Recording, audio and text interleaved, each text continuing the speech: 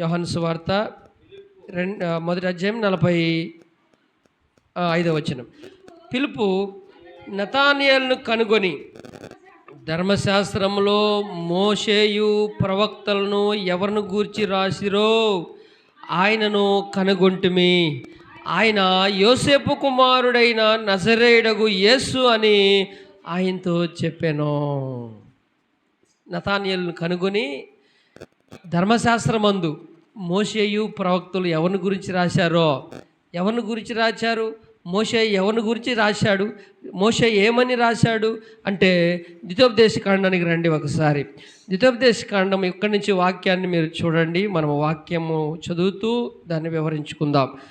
చూడండి, ద్వితోపదేశకాండం 18వ అధ్యాయంలో మోషే అనే నాయకుడు ఇశ్రాయేలు ప్రజలను ఐగుప్తులో నుండి నడిపించిన నాయకుడు ఏమని ప్రకటించాడు, ఏమని చెప్పాడు అంటే 18వ అధ్యాయం, ద్వితోపదేశకాండం 18వ అధ్యాయము చక్కని మాట, మోషే చెప్పిన మాట 16వ వచనం చదవండి. ఈ గొప్ప అగ్ని నాకు ఇకను కనబడగును గాక అని చెప్పితివి. ఆ సమయమున నీ దేవుడైన యెహోవాను నీవు అడిగిన వాటి అన్నిటి చొప్పున నీ దేవుడైన యెహోవా నీ మధ్యను నా వంటి ప్రవక్తను నీ సహోదరులలో నీ కొరకు పుట్టించును. ఆయన మాట వినవలెను. ఎవరు పలికిన మాట అంటే ఇవి? ధర్మశాస్త్రం ఎవరు రాశాడంట? మోషే రాశాడు. మోషే రాసిన మాట. ఇప్పుడు మోషే ఒక నాయకుడుగా ఉన్నాడు, వారికి ప్రవక్తగా ఉన్నాడు. కాబట్టి ఆ ప్రవక్త చెప్పిన మాట ఏంటంటే, నా వంటి సహోదరుడు మీలో నుండి, ఇలాంటి ఏం చెప్తున్నాడు అక్కడ 16వ అధ్యాయము 16వ వచనంలో చివరి లైన్లో ఏం చెప్తున్నాడంటే, నీ దేవుడైన యెహోవా నీ మధ్యను నా వంటి ప్రవక్తను నీ సహోదరులలో నీ కొరకు పుట్టించును. అయ్యా, మోషే చెప్పిన మాట ఎవరి గురించి చెప్పాడు? యేసు ప్రభుని గురించి చెప్పాడు. ఇక ప్రవక్తలు ఏం చెప్పారు? యెషయా ప్రవక్తను కానీ మనం గమనిస్తే, యెషయా గ్రంథము 7వ అధ్యాయానికి వస్తే, యెషయా ప్రవక్త యేసు ప్రభుని గురించి ఏమని ప్రకటించాడో చూడండి. యెషయా గ్రంథము 7వ అధ్యాయం 14వ వచనానికి వస్తే, అక్కడ యెషయా ప్రవచించిన ప్రవచనము 14వ వచనం చదవండి. కాబట్టి ప్రభువు తానే ఒక సూచన మీకు చూపును, ఆలకించుడి.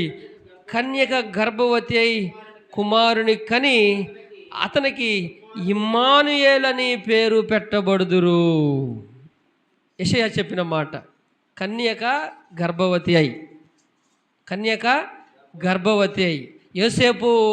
యోసేపుకు ప్రదానం అయ్యేటప్పుడు కన్యకైన మరియాకు ప్రదానం చేయబడింది.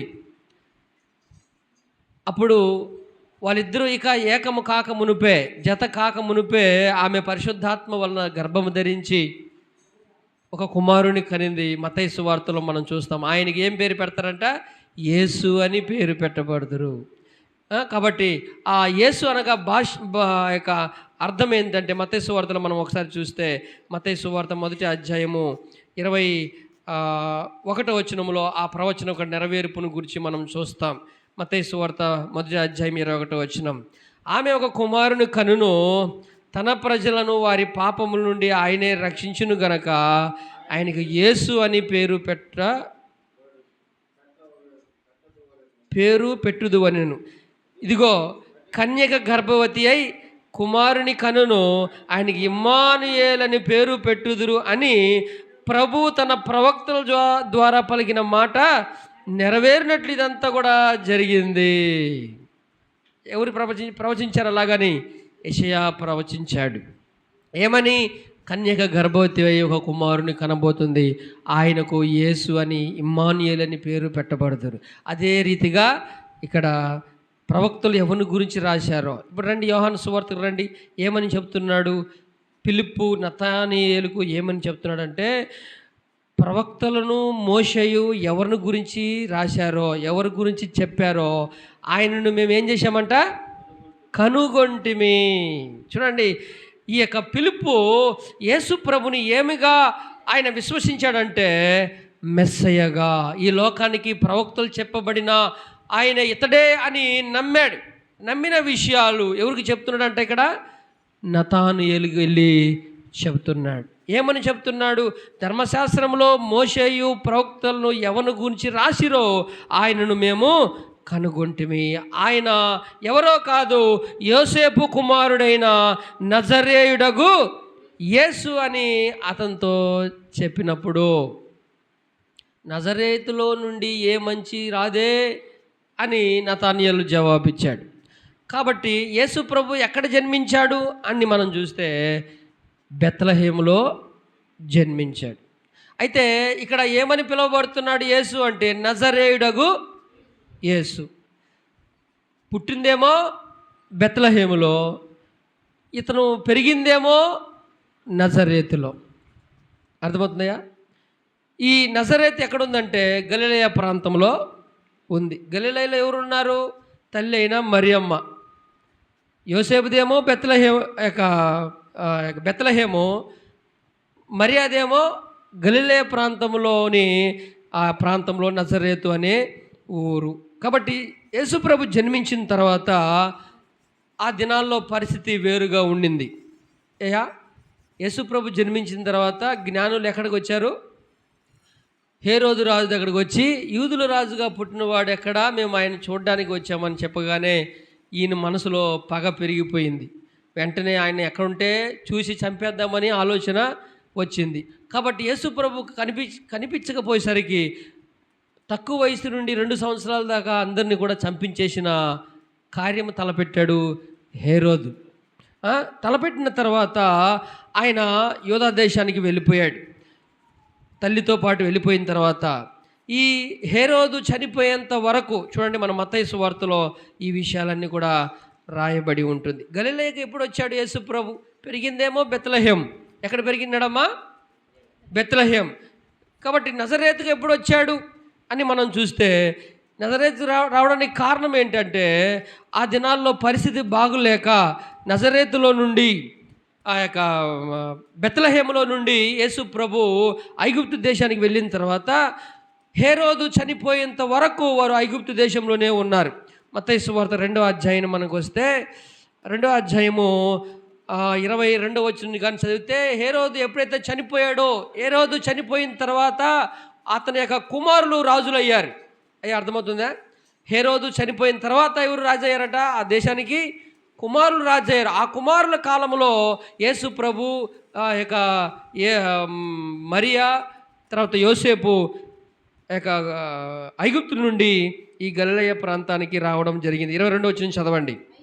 అయితే అర్కెలాయు తన తండ్రి అయిన హేరోదుకు ప్రతిగా యూదా దేశము ఏలుచున్నాడని విని అక్కడికి ఎక్కడికి వెళ్ళవెరచి బెత్లెహేమునకు వెళ్ళవెరచి స్వప్నమందు దేవుని చేత బోధించబడిన వాడై గలిలయ ప్రాంతమునకు వెళ్ళి నజరేతను ఊరికి వచ్చి అక్కడ కాపురం ఉండెను.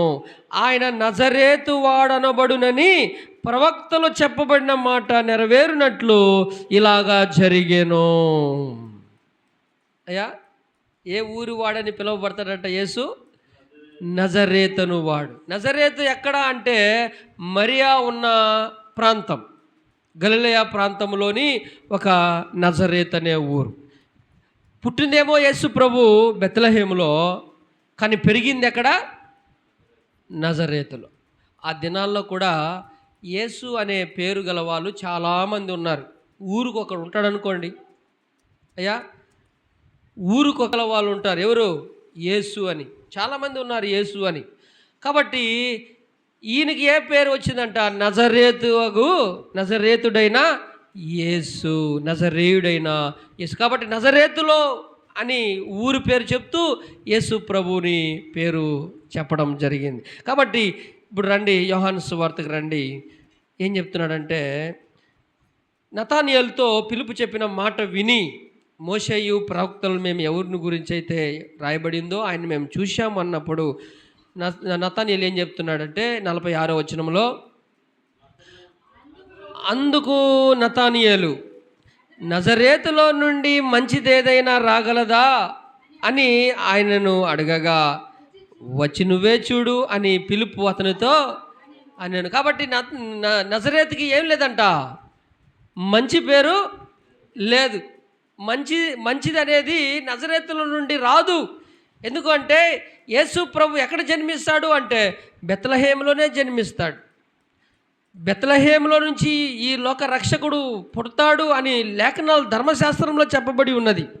కాబట్టి నతానియేలు ఏం చెప్తాడంటే, నజరేతుల నుండి ఏ మంచి వస్తుంది అని చెప్తున్నావు అంటే, నువ్వే వచ్చి చూడు అని పిలుపు అన్నాడు. 47వ వచనం నుంచి ఇప్పుడు చాలా జాగ్రత్తగా యేసు ప్రభుకి నతానియేలుకు జరిగిన ఆ యొక్క మాటల్లో చాలా స్పష్టత మనకు కలుగుతుంది, కనిపిస్తుంది.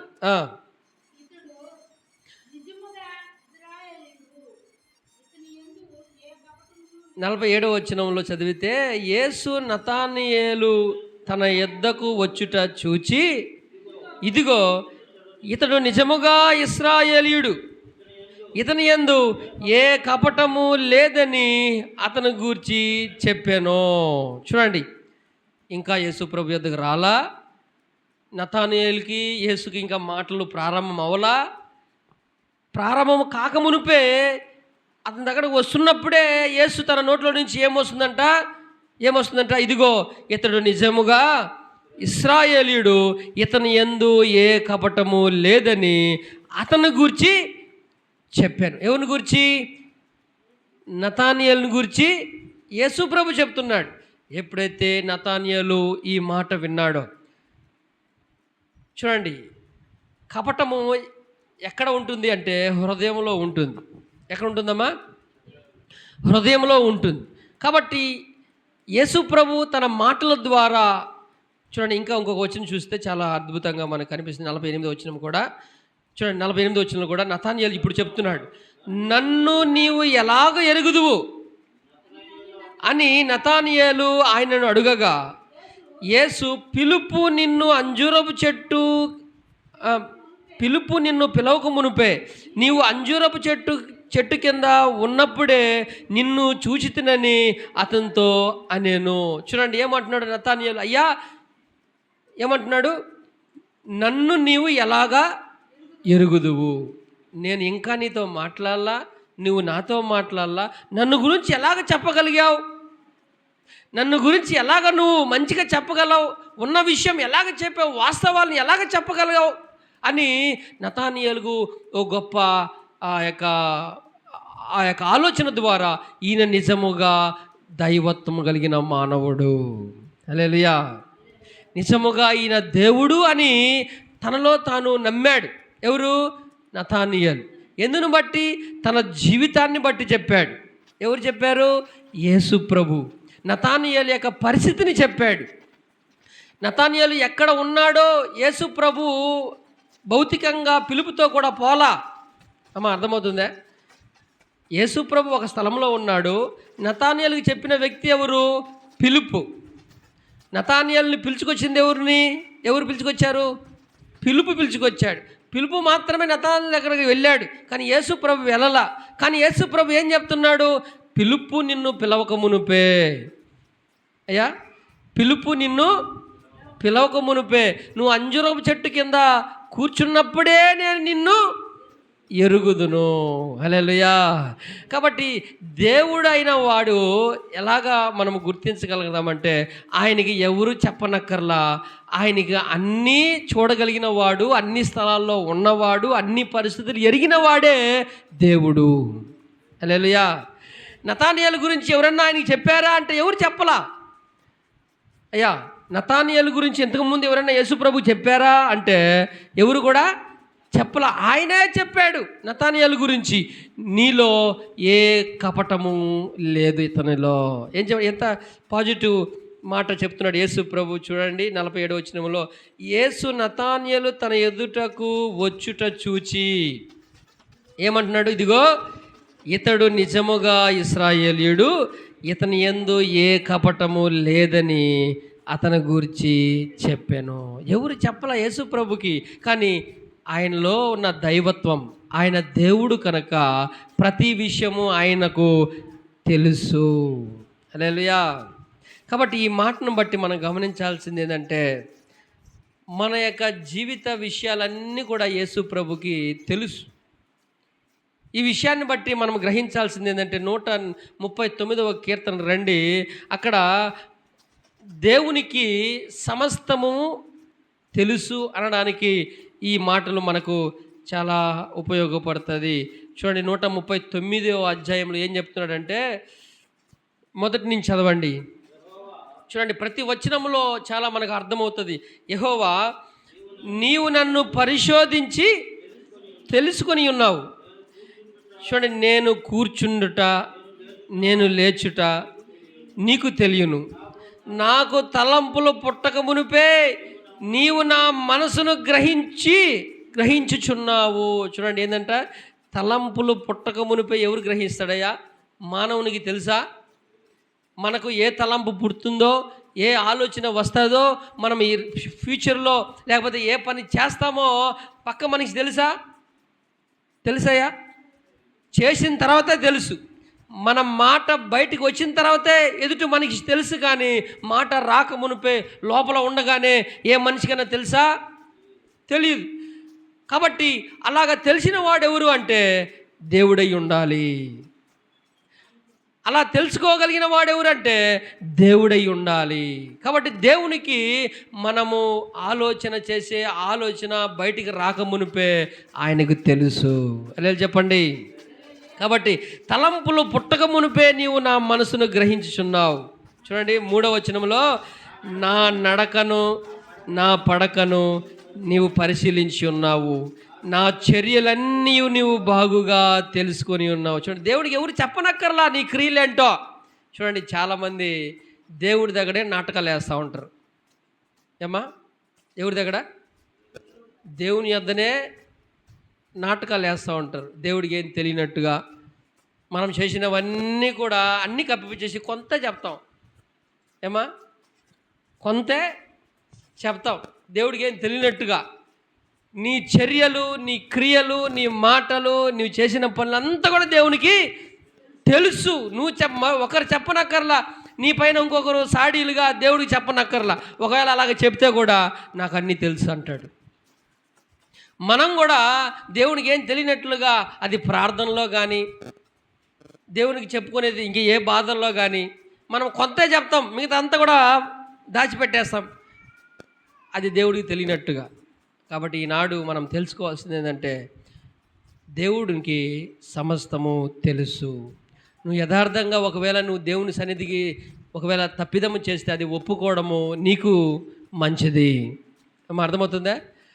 నీవు దేవునికి ఏది కూడా మరుగైంది ఏది ఈ సృష్టిలో ఈ సృష్టిలో దేవునికి మరుగైంది ఏది కూడా లేదు.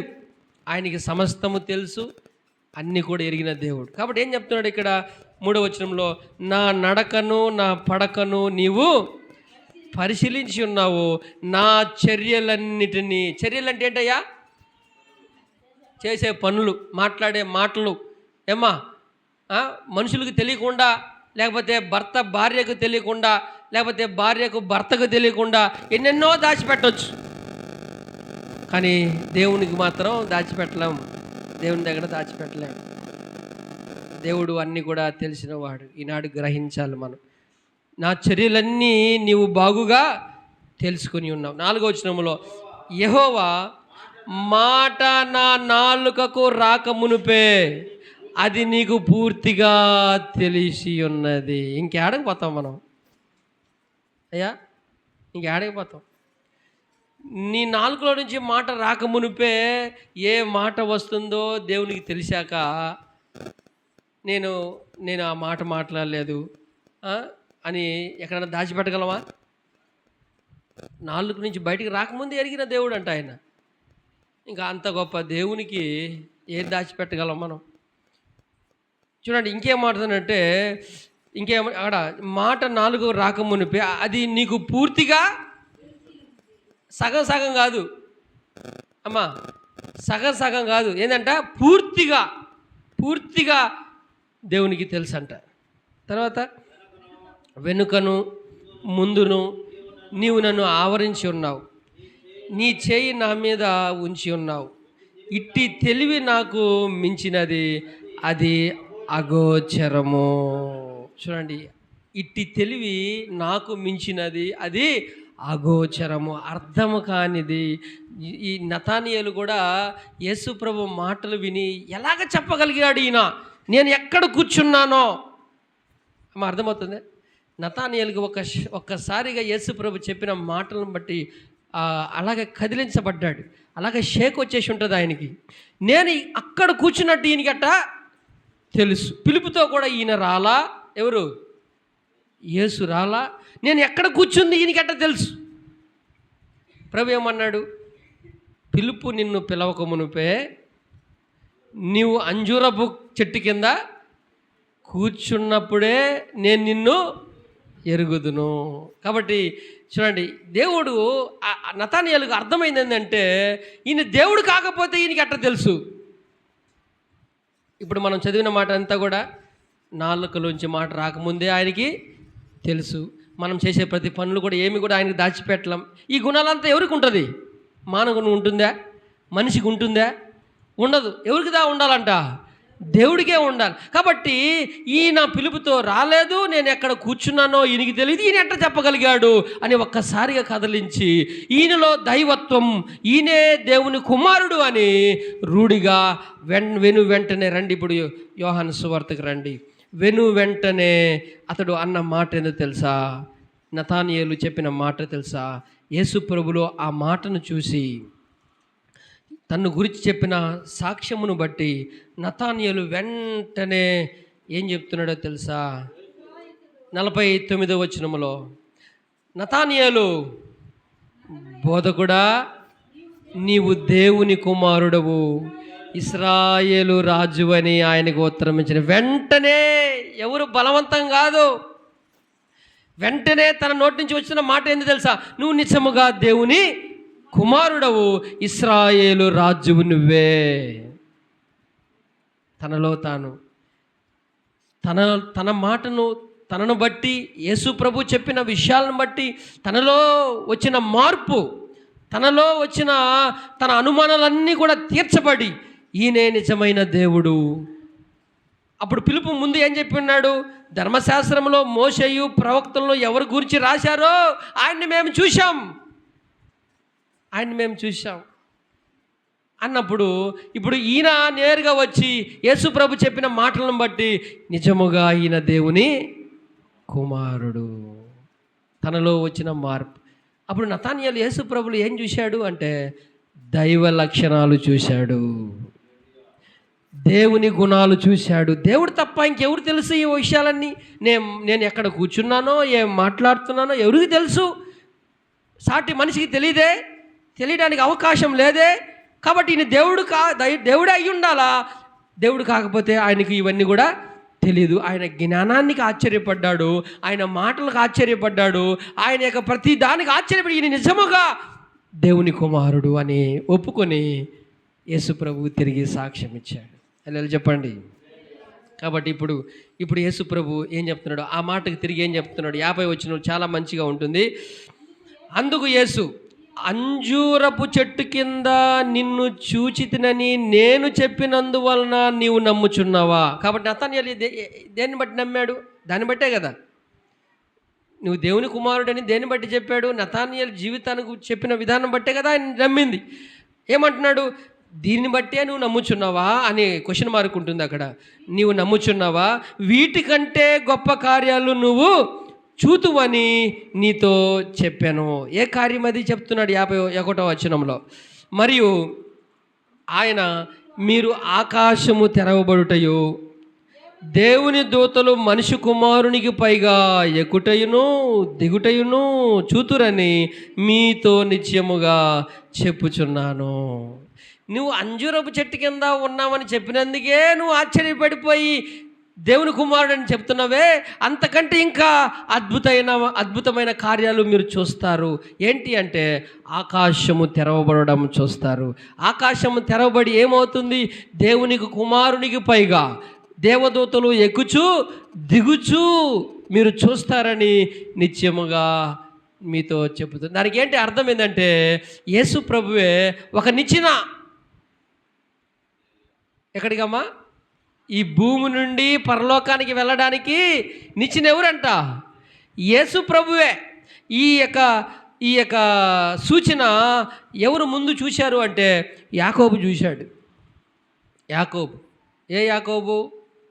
ఇస్సాకు కుమారుడైన యాకోబు. ఏశావు యాకోబుకి ఇద్దరికి తగులు వస్తే యాకోబు తన తండ్రి ఇంటి నుంచి వెళ్ళిపోవడానికి పారిపోతుండగా వెళ్తూ ఒక పొద్దు గుంకి వెళ్ళిపోయిన తర్వాత ఒక దగ్గర ఆ రాత్రి నిలిచిపోయి పనుకోవడానికి ఒక రాయి తీసుకొని తలగడ పెట్టి నిద్రపోయాడు. నిద్రపోయిన తర్వాత అక్కడ కనిన దర్శనం కూడా ఇదే, ఈ దర్శనమే. చూడండి ఒకసారి ఆదికాండం 28వ అధ్యాయం. ఆదికాండం 28వ అధ్యాయంలో 10, 11, 12 వచనం చూస్తే యాకోబు కనిన కల కూడా ఇదే. యాకోబు బేర్షెబా నుండి బయలుదేరి హారాను వైపు వెళ్ళుచు ఒక చోట చేరి ప్రొద్దు గుంకినందున అక్కడ ఆ రాత్రి నిలిచిపోయి ఆ చోటి రాళ్లలో ఒకటి తీసుకొని తనకు తలగడగా చేసుకొని అక్కడ పండుకొనెను. అప్పుడు అతడు ఒక కల కనెను. అందులో ఒక నిచ్చెన భూమి మీద నిలబడి ఉండెను. దాని కొన ఆకాశమునంటెను. దాని మీద దేవుని దూతలు ఎక్కుచూ దిగుచూ ఉండిరి. ఇప్పుడు యేసు ప్రభు నతానికి చెప్పిన దర్శనం కూడా ఏంటి? ఆ దర్శనమే. అంటే ఏంటి? ఈ భూలోకంలో ఉన్న మానవుడు పరలోకానికి వెళ్ళాలి అంటే దానికి నిచ్చెన ఎవరంట? యేసు ప్రభు. యాకోబు చూసిన నిచ్చెన దేవుని దూతలు ఎక్కుచూ దిగుచూ, అంటే పైనుంచి కిందకి, కింద నుంచి పైకి. ఈనాడు మనం ఈ భూలోకంలో నుండి పరలోకానికి వెళ్ళాలి అంటే మార్గం ఎవరు అంటే యేసు ప్రభువే మార్గం. ప్రభు అన్నాడు యోహాను సువార్తలో, నేనే మార్గము, నేనే సత్యము, నేనే జీవం, నా ద్వారానే తప్ప ఎవరు తండ్రి యొద్దకు వెళ్ళలేరు. కాబట్టి ఆయన ఒక నూతన మార్గం. ఆ మార్గము గుండానే ఒకరు నిత్య జీవానికి వెళ్ళాలి. కాబట్టి నతానియేలుకు యేసు ప్రభు చెప్పిన మాట, నువ్వు దీనికే ఆశ్చర్యపడిపోతే దేనికి? అంజూరపు చెట్టు కింద నువ్వు కూర్చున్నావని చెప్పినందుకే నువ్వు ఆశ్చర్యపడిపోయి దేవుని కుమారుడని ఒప్పేసుకుంటే, ఇప్పుడు మానవులను పరలోకానికి నడిపించేది కూడా ఎవరంట? ఆ యేసు ప్రభువే. నేనే. హల్లెలూయా చెప్పండి.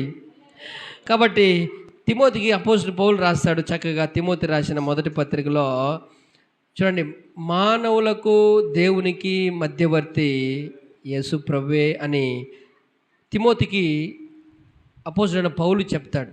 తిమోతి రాసిన మొదటి పత్రిక 2వ అధ్యాయం చదవండి ఒకసారి. 2వ అధ్యాయంలో 5వ వచనం చదవండి. దేవుడు ఒక్కడే, దేవునికిని నరులకును మధ్యవర్తి ఒక్కడే, ఆయన క్రీస్తు యేసును నరుడు. ఎవరెవరికి మధ్యవర్తి? దేవునికిని. ఇప్పుడు యేసు ప్రభు ఒక నిచ్చెన, ఒక ల్యాడర్, ఒక బ్రిడ్జి. ఆ బ్రిడ్జి గుండా వెళ్తేనే ఎక్కడికి చేరుకోగలం? దేవుని రాజ్యమైన పరలోకానికి చేరుకోగలం. ఇంకేం చెప్తుంటే 6వ వచనంలో, ఈయన అనగా యేసు ప్రభు అందరి విమోచన క్రయధనముగా తన్ను తాను అర్పించుకొనేను. హల్లెలూయా. ఈనాడు యేసు ప్రభు ద్వారానే మనము రక్షించబడతాం. దేవుడికి అన్నీ తెలుసు. మనం కూర్చోవడం తెలుసు, మనం లేయడం తెలుసు, నువ్వు ఎక్కడ ఉన్నావో తెలుసు, నువ్వు ఏం చేస్తున్నావో తెలుసు, నువ్వు ఎలాంటి దేవునికి వ్యతిరేకంగా చేస్తున్నావో తెలుసు, నువ్వు దేవునికి ఇష్టడుగా ఉన్నావా లేదా, నీ హృదయ పరిస్థితి అంతా కూడా దేవునికి తెలుసు. అయినను సరే దేవుడు ఎందుకు ఈ లోకానికి వచ్చాడు అంటే నిన్ను నన్ను రక్షించడానికి లోకానికి వచ్చాడు. కాబట్టి నతానియేలు ఒక్కసారి ఆయన ఆలోచనలంతా మారిపోయాయి, ఆయన తలంపులంతా మారిపోయి ఒక్కసారిగా షేక్ వచ్చి కదలిక వచ్చేసి ఉంటుంది. ఈయనకి ఎట్ట తెలుసు నా గురించి? వెంటనే నువ్వు మామూలు వాడు కాదు, నువ్వు దేవుని కుమారుడవు, ఇశ్రాయేలు రాజువి. కాబట్టి నువ్వు దీనికే ఇంత ఆశ్చర్యపడిపోతే నేడు ఒక మనిషిని పరలోకానికి నడిపించేదాన్ని కూడా నేనే, దానికి ఇంకెంత ఆశ్చర్యపడిపోతావు. ఇప్పుడు మనమంతా గ్రహించాల్సింది ఏంటంటే యేసు ప్రభు ద్వారానే మనం పరలోకానికి వెళ్ళగలము. దేవుడు మాత్రమే, యేసు ప్రభు మాత్రమే ఒక నిచ్చెన. ఆయన గుండా వెళ్తేనే మనము పరలోకానికి చేరుకోగలం. ఆయన తప్పితే మరి ఎలాగ కూడా మనము పరలోకానికి చేరుకోలేము. యేసు ప్రభువే ఒక నిచ్చెన, యేసు ప్రభువే ఒక మధ్యవర్తి, యేసు ప్రభువే మనకు ఒక బ్రిడ్జిగా ఒక వంతెనకు ఏముంటుందమ్మా, కాలువ అవతల ఏముంటుంది, దాటాలంటే ఏముంటుంది, బ్రిడ్జి. ఆ బ్రిడ్జి కాకపోతే ఇంక ఇది ఎక్కడైనా అవతలకి పోతామా, పోలేం. ఆ బ్రిడ్జి గుండానే వెళ్ళాలి. అలాగనే యేసు ప్రభు కూడా దేవునికి మానవుని మధ్యవర్తి ఎవరంట, యేసు ప్రభువే. కాబట్టి నతానియేలుకి ఒకసారిగా ఆయన దేవుని కుమారుడు, నువ్వు ఇశ్రాయేల్ రాజువి, తనలో తాను వచ్చిన ఆ తలంపులను బట్టి ఈనాడు మనం కూడా యేసు ప్రభుని దేవునిగా గుర్తించాలి. యేసు ప్రభుని పరలోకానికి వెళ్ళే మార్గంగా మనం గుర్తించాలి. ఆకాశం తెరవబడడం అంటే ఏంటి అంటే, పరలోకం ఎక్కడ ఉంటుంది, ఈ సృష్టికి పైన ఉంటుంది అయ్యా, ఈ సృష్టికి పైన. కాబట్టి దేవుడు ఈ సృష్టికి అవతల ఉండి సమస్తాన్ని ఆయన నడిపిస్తున్నాడు. కాబట్టి ఆయనకి ఏం లేదంట, సంవత్సరానికి అంతం లేదంట. మనకంటూ ఒక దినాలు ఉన్నాయి, మరణించడానికి ఒక సమయం ఉంటుంది, కానీ దేవునికి సమయం అంటూ లేదు. ఆయన సార్వభౌమ అధికారం కలిగిన వాడు, సర్వ సృష్టికి ఆధారం ఆయనే అని చెప్పి నతానియేలు ఏ విధంగా పశ్చాత్తాపడి ప్రభుని తెలుసుకొని రక్షించబడ్డాడో, ఈనాడు మనం కూడా యేసు ప్రభు దైవత్వం కలిగిన వాడు, మానవుడే కానీ దేవుడు. ఒకసారి చూడండి, కొలసి రాసిన పత్రికలు ఏమంటాడంటే, శరీరముగా దేవుడు ఈ దైవత్వ గుణాలన్నీ కూడా ఈ యేసులో ఉన్నాయి శరీరంగా అని పౌలు కొలసి సంఘానికి చెబుతున్నాడు. 2వ అధ్యాయం, కొలసి రాసిన పత్రిక 2వ అధ్యాయంలో 9వ వచనంలో చదవండి. దైవత్వ గుణాలు ఎవరిలో ఉన్నాయంటే, ఏలయనగా దైవత్వం యొక్క సర్వ పరిపూర్ణత శరీరముగా క్రీస్తునందు నివసించుచున్నది. ఎవరెందు ఉన్నాయంటమ్మా, క్రీస్తులో ఉన్నాయి. ఎవరి గుణాలు, దేవుని గుణాలు. కాకపోతే దేవునికి యేసు ప్రభుకి ఎట్ట తెలుసు, ఒక మనిషిని గురించి, మనిషి యొక్క హృదయాన్ని గురించి, నువ్వు పవిత్రుడివి, నీలో ఏ కపటం లేదని ఎలాగ చెప్పగలడు? దేవుడు తప్ప ఇంకెవరు కూడా చెప్పలేడు. కాబట్టి మనలో కూడా, మన జీవితాల్లో కూడా, మన హృదయ పరిస్థితి కూడా చెప్పగలిగిన వాడు ఎవరంటే యేసు ప్రభువే. చెప్పడం మాత్రమే కాదు, నీ హృదయం యొక్క పరిస్థితిని, నీ పాపాన్ని, నీ యొక్క అంతరాత్మ యొక్క దోషాలను, అపరాధములన్నీ కడిగి వేయడానికి ఆయనే ఈ లోకానికి దిగి వచ్చి కలువరి శిలువ మీద ప్రాణం పెట్టి తన రక్తములో నన్ను కడిగి పవిత్రునిగా చేసి ఈ భూలోకంలో నుండి నిన్ను పరలోకానికి నడిపించేది నిచ్చెనగా, మార్గంగా దేవుని కుమారుడుగా ఈ లోకానికి వచ్చాడు. హల్లెలూయా.